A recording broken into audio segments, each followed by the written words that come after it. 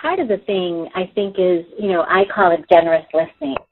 When you can truly listen to someone, to be with. Again, one of the other things we learned in the basics, 3 ways of listening. One is to be with. Not judging, not thinking about what I'm going to say next, and just truly listening, not only with your ears, with your heart. Each one of us wants to feel like somebody has been totally present to us, hearing what you have to say. And many times, I don't need to say anything. The other person doesn't need to say anything. And if I want the other person, I can say, what would you like to say? Or like Curtis said, he starts out with saying, are you willing to just listen and not say anything unless I ask? So again, set the boundaries, and we can do this, especially in long-term happy relationships. This needs to happen. And in starting your relationship, you can start a good foundation.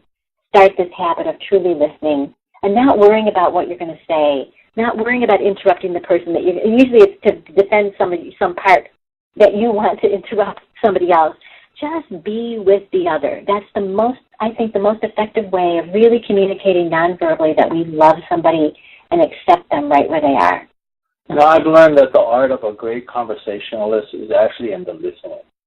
And we have 2 ears, 1 mouth, so you should be really listening twice as much as you speak.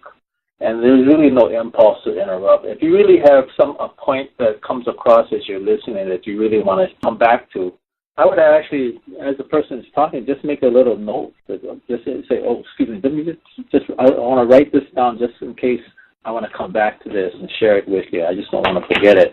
It's polite, it's accurate, and just put a little note and then continue listening.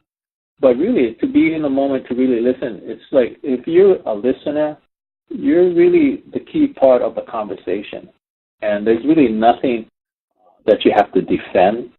And even if somebody's accusing you of such and such, it's like, oh, I understand what you're saying. I really appreciate the feedback, and I will work on improving that. Is there anything else you want to say?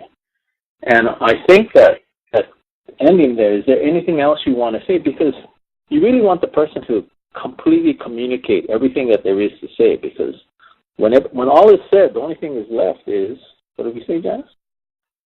Is I love you. The experience of love.